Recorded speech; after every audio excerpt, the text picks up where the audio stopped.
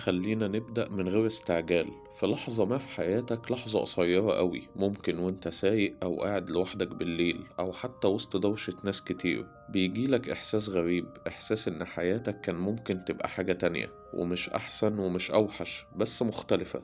الإحساس ده مش بيقعد كتير، بيظهر فجأة وبيختفي فجأة، بس بيسيب أثر زي حد عدى وساب الباب موارب، كأنه بيقولك في طريق تاني، مش إنك ضيعته، لكن ما كانش طريقك في اللحظة دي. الحكاية دي أقدم من أي علم. الإنسان من أول ما وعى على الدنيا وهو حاسس إن الواقع ده مش صفحة واحدة.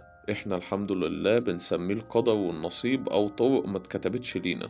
ولكن ظهرت نظرية جديدة من العلماء حابب إن احنا ناخدها مع بعض للمعرفة، وهي الأكوان الموازية. بس قبل الاسم خلينا نحكي. الفلاسفة زمان اتكلموا عن الحياة اللي ما اتعاشتش، مش الحياة اللي ضاعت، لكن الحياة اللي ما جاش وقتها. كانوا شايفين ان الانسان شايل جواه اكتر من احتمال، مش علشان يعيشهم كلهم، لكن علشان يفهم نفسه. ومع الوقت العلم قرب من الفكرة دي من غير ما يقصد. في عالم الجسيمات القوانين اتكسرت، الجسيم الواحد كان بيتصرف كأنه موجود في مكانين في نفس اللحظة. العلماء في الأول قالوا دي غلطة في القياس، بس التجربة اتكررت والنتيجة فضلت زي ما هي. وهنا ظهر تفسير مرعب وجميل الصراحة. يمكن الجسيم ما بيختارش مصير واحد، يمكن كل الاحتمالات بتكمل، بس كل واحد في واقع مختلف. يعني ايه؟ يعني كل اختيار انت خدته وكل اختيار فكرت فيه وما عملتهوش، مش واحد صح وواحد غلط.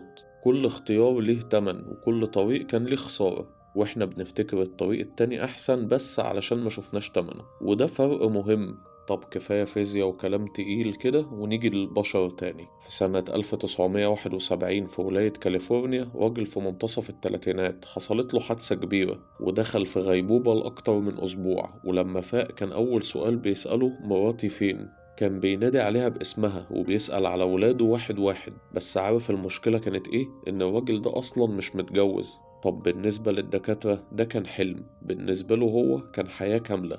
10 سنين كاملين عايشهم جوه الغيبوبة، شغل وبيت، خناقات صغيرة، مناسبات وتعب. لما فاق من الغيبوبة ما كانش خايف، كان حزين جدا، مش علشان الحلم وحش، لكن علشان حياة كاملة انتهت فجأة. الأطباء قالوا إن ده نشاط في المخ، بس السؤال فضل: إزاي المخ يبني زمن كامل بمنطق ومشاعر من غير ما يقع؟ وفي سنة 1932 طفل عنده 6 سنين وقع من دور عالي ودخل في غيبوبة قصيرة. لما فاق بدأ يتكلم، بس مش باللغة بتاعته، كان بيتكلم ألماني فصيح جدا بلكنات قديمة ما كانش يعرفها قبل الحادثة. الفكرة كمان إن أهله كانوا من شرق أوروبا. الطفل ما كانش دارس اللغة، ولما سألوه بيتكلم عن أماكن وشوارع وأحداث كأنها ذكريات. الأطباء حاولوا يفهموا ده، بس اللي حيرهم أكتر مش اللغة، اللي حيرهم إن هو كان بيتكلم كأنه راجع وفي مكان تاني. طفلة صغيرة كانت بتعرف أماكن عمرها ما راحتها وتشاور على بيوت اتشالت قبل ما تتولد. يبقى احنا كده مش قدام حالة واحدة، احنا كده قدام نمط. والغريب إن معظم الحالات دي جت بعد صدمة، حادثة، غيبوبة، فقدان وعي. كأن العقل لما الإطار بتاعه بيتكسر ما بيختفيش، لكن بيشوف بشكل أوسع. وهنا السؤال الحقيقي: هل الوعي محبوس جوه المخ، ولا المخ ده مجرد أداة؟ ناس كتير مثلا ماتوا إكلينيكيا ورجعوا وقالوا نفس الحاجة تقريبا. المكان كان حقيقي سواء في التفاصيل، الوعي كان كامل، إحساس بالانتماء. والأغرب من كده ناس منهم زعلت لما رجعت، مش علشان الموت، لكن علشان حسوا إنهم كانوا في مكانهم بالفعل. العلم قال إن دي كيمياء المخ، بس الكيمياء ما بتخلقش معنى، وده ياخدنا لحاجة كلنا حسينا بيها: الديجافو. لحظة كده تحس فيها إن اللي بيحصل ده حصل قبل كده، مش علشان شفته، لكن يمكن نسخة منك عدت من هنا قبل كده. مش علشان انت متأخر ولا علشان فاتك حاجة، لكن علشان الزمن مش دايما خط مستقيم زي ما احنا فاكرين. والفكرة دي مش علشان نخاف، لكن علشان نفهم إن اختيارك مش بسيط، وإنك لما تختار انت مش بتضيع باقي الطرق، انت بس بتختار واحد في التوقيت ده. ومن هنا وانت سامع القصص دي نقدر نبدأ نفهم إن في ناس مش بس بتتغير بعد الصدمة، في ناس بتحس إنها رجعت من حياة تانية أو من زمن غير زمنها. الحقيقة إن في ناس ما بتصحاش من الحوادث دي زي ما دخلتها، مش علشان الإصابة كانت أقوى ولا علشان الوجع زاد، لكن علشان اللي رجع مش هو اللي دخل. وأول ما يفوقوا الناس حواليهم بتفرح، بيقول الحمد لله رجع. بس الحقيقة إنه مش دايما. في سنة 1994 في ولاية في أمريكا، شاب اسمه مارك اتعرض لحادث سقوط من ارتفاع عالي. قلبه وقف لمدة دقايق. لما فاق فضل ساكت لساعات طويلة، وبعدين قال جملة واحدة: أنا مش عارف أرجع. الأطباء افتكروا إنه متلخبط، لكن المشكلة ما كانتش في الكلام، كانت في الإحساس نفسه. مارك قال إنه كان عايش حياة تانية، مش حلم، لأ دي حياة كاملة. مدينة تانية، شغل مختلف، ناس ليها أسماء وأدوار، وكمان تاريخ مشترك. ولما رجع كان حاسس إنه اتسحب من مكانه، فضل شهور فعلا مش قادر يندمج مع حد. وما كانش اكتئاب عادي، هو كان زي حنين لحياة مش موجودة هنا. وفي سنة 2001 في روسيا، ست اسمها ناتاليا دخلت في غيبوبة بعد جلطة دماغية، ولما فاقت رفضت البيت بتاعها وقالت إن ده مش مكاني. كانت مصرة إن بيتها الحقيقي في مدينة تانية بشوارع وأماكن وأصوات محدش يعرفها. الموضوع موقفش عند كده، ناتاليا كانت فاكرة مواعيد وأحداث لسه ما حصلتش، بعضها حصل بعد كده فعلا. الأطباء كتبوا الحالة كمتلازمة ما بعد الغيبوبة، بس الاسم مفسرش الإحساس إن الوعي مش مربوط بمكان واحد ولا خط واحد. وفي اليابان بعد زلزال 2011، أطباء نفسيين لاحظوا حاجة غريبة جدا: عدد كبير من الناجين كانوا بيحكوا عن حياة تانية شافوها في اللحظات بين الحياة والموت. ومش أحلام أو خيالات، دي تفاصيل يومية، شغل وأكل ومشي وحديث عادي جدا، كأنهم كملوا حياتهم في مكان تاني وبعدين رجعوا غصب عنهم. الغريب إن أغلبهم ما كانش خايف، كان متلخبط، لأن الخوف بيجي من المجهول، وهم بالفعل شافوا حاجة حسوها مألوفة جدا. والحقيقة إن ده يرجعنا لسؤال إحنا هربنا منه من شوية: هو الإحساس إن ده مكاني بيجي منين؟ هل من الذكريات ولا من الوعي نفسه؟ ناس كتير بعد التجارب دي قالوا حاجة مشتركة: الزمن هناك كان مختلف، مش أسرع ولا أبطأ، لكن أعمق.